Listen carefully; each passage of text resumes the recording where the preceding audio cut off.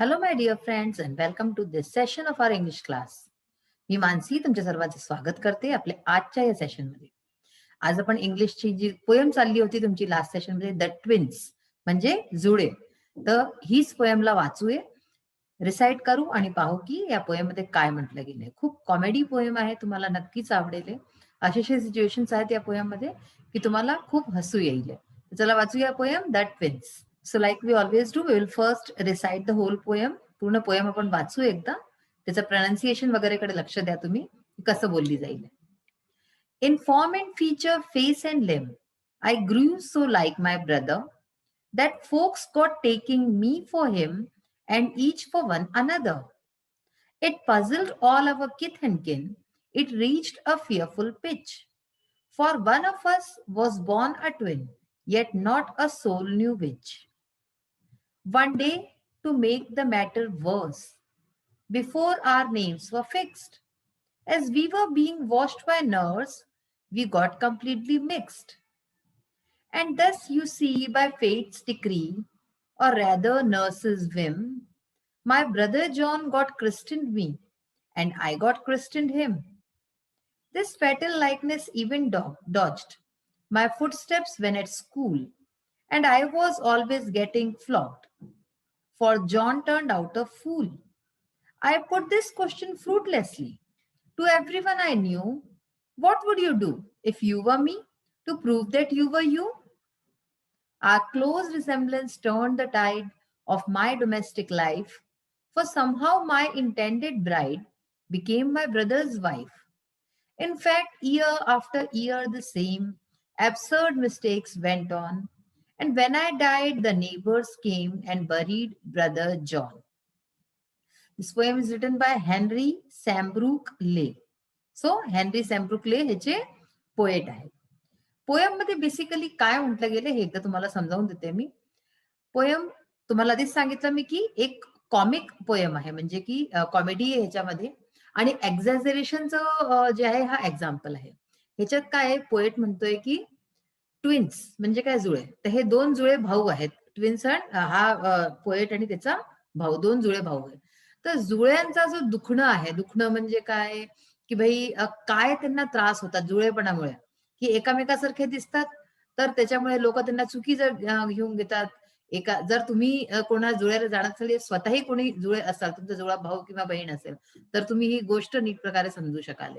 तर त्याच्यात आहे, पण त्याला कॉमिक फॉर्म मध्ये त्यांनी जे आहे पेश केलं आहे, याच्यामध्ये पोयम मध्ये सांगितलं आहे. त्यामुळे आपल्याला हसू येतं प्रत्येक गोष्टीवरती. त्याचं जे सांगायचा तरीका आहे पोएटचा, तो खूप मजेदार आहे. पोयम वाचणं सुरू करू आणि आपण समजू की याच्यात काय म्हटलंय. In form and feature, face and limb. Form and feature म्हणजे काय, स्ट्रक्चर अँड अपिअरन्स, म्हणजे जी आपली ठेवण असते, अंगाची ठेवण वगैरे है ना, जसं आपण दिसतो. तर form and feature, face and limb. Face म्हणजे चेहरा, लिम्ब म्हणजे हातपाय. तर जी आमची अंगाची ठेवण होती, फेस अँड लिम्ब, चेहरा होता, हातपाय होते. I grew so like my brother. मी अगदी आपल्या भावासारखाच झालो, मी आपल्या भावासारखा वाढलो.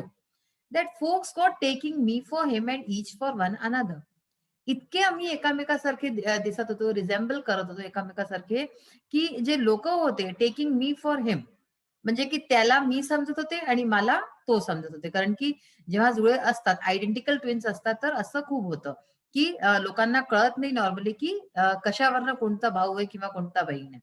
तर तेच म्हणतात की फोक्स got taking me for him. Taking म्हणजे काय, मिस्टेकिंग, चुकीने मला तो समजत होते आणि त्याला मी समजत होतो. इट पझल्ड ऑल अवर किथ अँड किन. पझल्ड ऑल अवर किथ अँड किन. किथ अँड किन म्हणजे काय झालं, रिलेटिव्ह म्हणजे आपले नातेवाईक. तर आमचे जे नातेवाईक होते ते नेहमी पझल्ड राहायचे, म्हणजे त्यांनाही नाही समजवायचं. तेही कन्फ्युज राहायचे की आम्ही कोण, म्हणजे की आमच्यामधनं कोणचा भाऊ कोण आहे. It reached a fearful pitch. Pitch म्हणजे काय, इथे लिमिट किंवा हाईट. म्हणजे हे खूपच, म्हणजे की एक फिअरफुल पिच, खूप भयानक ह्याच्यावरती पिच वरती चाललं गेलं. ह्याचं म्हणजे अति झाली होती. जेव्हा for one of us was born a twin, कारण की आमच्यातनं एक जो आहे तो ट्विन होता, म्हणजे ट्विन पैदा झाला होता, म्हणजे की जुळा पैदा झाला होता. Yet not a soul knew which. पण आमच्यातनं दोघांनाच नव्हतं माहिती की जुळा ऍक्च्युली कोण होतं, मी त्याच्या जुळा होतो की तो माझा जुळा होता. म्हणजे तेच सांगते की नॉर्मलची गोष्ट आहे, पण ते जे त्यांनी सांगितलंय, पोएटचा सांगायचा जो तरीका आहे, तो खूप मजेदार आहे. One day to make the matter worse before our names were fixed.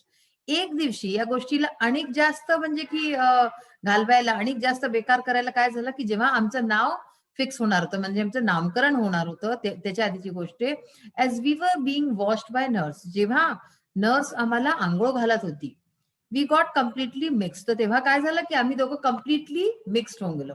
नामकरण तर झालं नव्हतं, तर म्हणजे म्हणून असं काहीच नव्हतं की कोणतं नाव कुणाचं म्हणजे ठीक आहे, पण त्याच्याने असा कोणता मोठा फरक पडणार नव्हता. पण तरी म्हणतात की वी गॉट कम्प्लिटली मिक्स, आम्ही पूर्णतया एकमेकांत मिक्स होऊन गेलो, म्हणजे कळलंच नाही की कोणता भाऊ कोण आहे.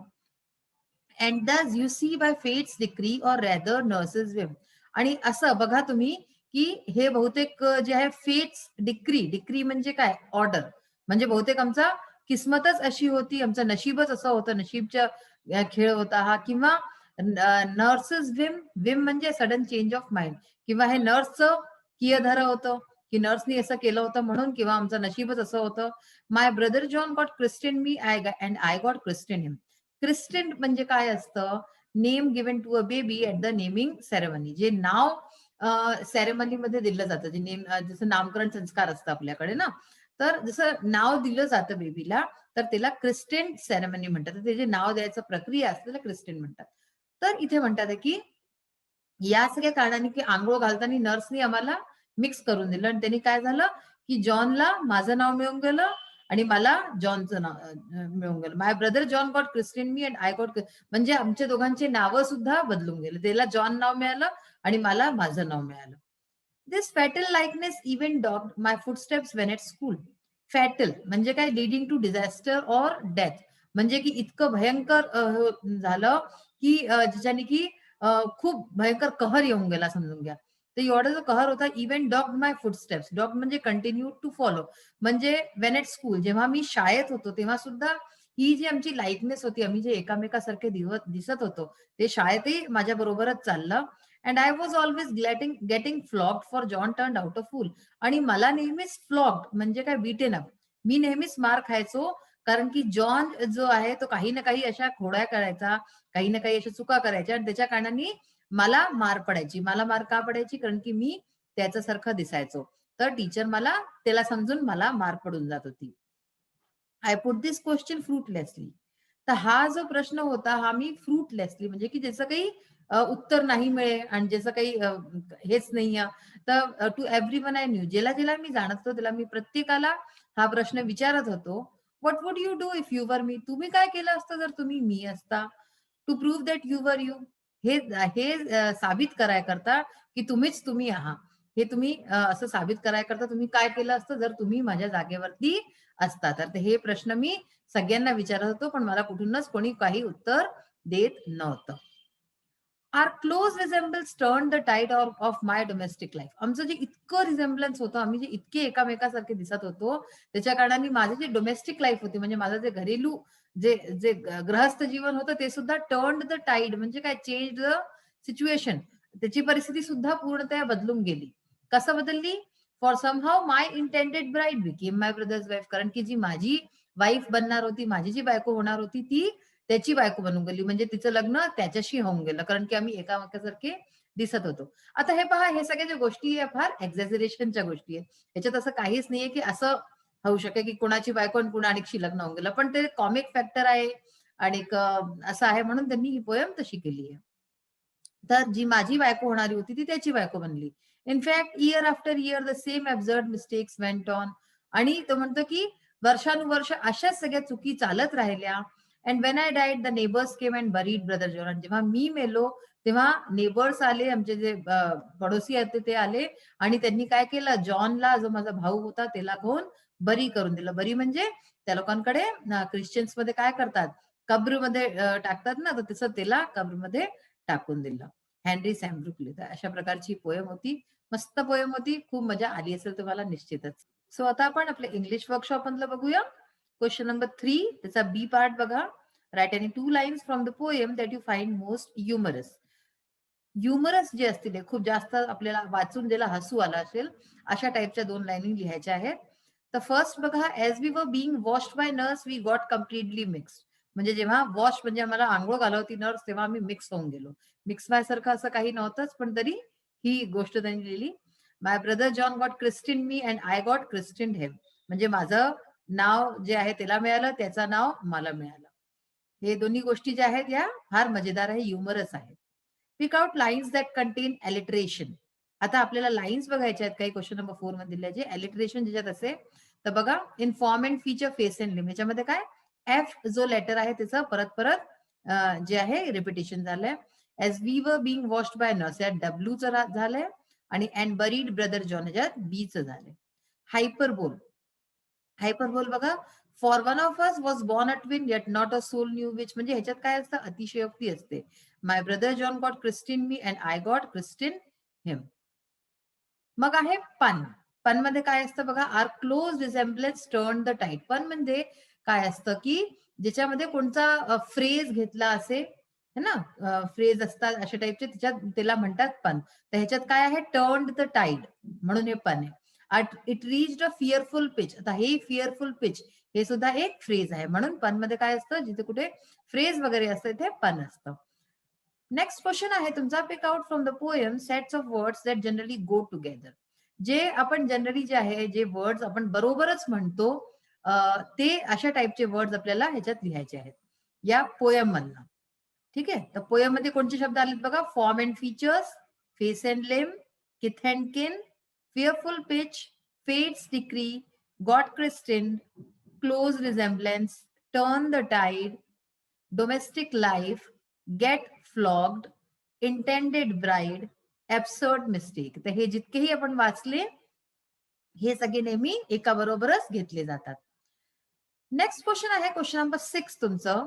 Right the summary of this poem in about 15 to 20 lines. Summary लिहायची आपल्याला पोएमची 15-20 लाईनीमध्ये in your own words. You can suggest another humorous title. तर आपण ह्याला दुसरा टायटल सुद्धा देऊ शकतो. तर बघा, आपण टायटल दिलंय twist in the live of twins. म्हणजे की ट्विन्सच्या लाईफ मध्ये जो ट्विस्ट आलाय, ट्विस्ट अँड टर्न असतात ना, तर असे काय मोड आले मजेदार, तर तिच्या बद्दल आहे समरी पाहता वाचायची. This is a poem about twin brothers who are exactly alike. म्हणजे की ही कहाणी अशा जुळ्या भावांची आहे जे की एकदम एकासारखे और सेम इन एव्हरी रिस्पेक्ट. हर प्रकारे एकाच सारखे. The similarity led to confusion among all the relative. तर त्यांची जी सिमिलॅरिटी आहे, त्यांचा जो एकसारखा दिसायची गोष्ट आहे, त्याच्याने सगळे त्यांचे जे नातेवाईक आहेत त्यांना काय होतं, कन्फ्युजन राहतं नेहमी. One of the twins is the speaker in the poem. तर त्यापैकीच एक ट्विन्स जो आहे तो स्पीकर आहे पोएम मध्ये, म्हणजे तो हे पोएम म्हणतोय. He relates the incidents in his life that took place because of their similarity. तर त्या या पोएम मध्ये तो असे इन्सिडेंट सांगतो, अशा घटना सांगतो आपल्या जीवनाच्या, ज्यांनी की काय झालंय, that took place because of their similarity, ज्या की या कारणाने हे, कारण की ते सिमिलर आहेत, ते एकासारखे दिसतात म्हणून झाले.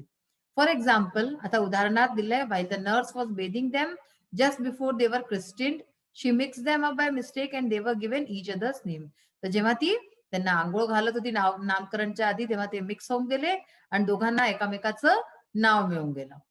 At school one of them got the punishment for the others mistakes. शाळेत एक चूक करत होता आणि दुसऱ्याला मार पडत होती. These examples are humorous. तर हे खूप जे आहे ह्युमरस आहेत, म्हणजे ह्यांना वाचून हसू येतं. However one mistake completely change their life. पण एक जी चूक होती त्यांनी त्यांची लाईफ जी आहे ती बदलून गेली. The speaker's brother got married to his intended bride. जेव्हा स्पीकरचा जो भाऊ होता त्याचं लग्न ती त्याच्या इंटेंडेड ब्राईडशी, म्हणजे की स्पीकरच्या होणाऱ्या वाईफशी त्याचं लग्न होऊन गेलं. The speaker goes on to exaggerate that when he died the neighbours buried his brother. तर अशाच प्रकारे एक्झॅजरेशन, अतिशयोक्ती करत करत शेवटी खूप होऊन जातं, जेव्हा तो म्हणतो की जेव्हा मी मेलो तेव्हा लोकांनी माझ्या जागी माझ्या भावाला बरी करून दिलं, त्याला गाडून दिलं. अशा प्रकारे हे एक्झॅजरेशनचं चांगली एक एक्झाम्पल आहे ही पोएम. तर अशा प्रकारे आज आपण ही पोएम वाचली. मस्त पोएम होती. आवडली की नाही तुम्हाला? एक्झॅजरेशन किती आहे, पण तरी आपल्याला हसू खूप येतं की एकाचं नाव दुसऱ्याला पडून गेलं आणि एक चूक करेल, एकाला मार पडे, कुणाची होणारी बायको कुणाची होऊन गेली, असं सगळं जर होऊ लागलं तर मग तर खूपच हसूच येईल आपल्याला. आजचा सेशन आपला इथेच फिनिश होतो. नेक्स्ट सेशन मध्ये परत भेटूया. Till then bye, have a nice day. Thank you.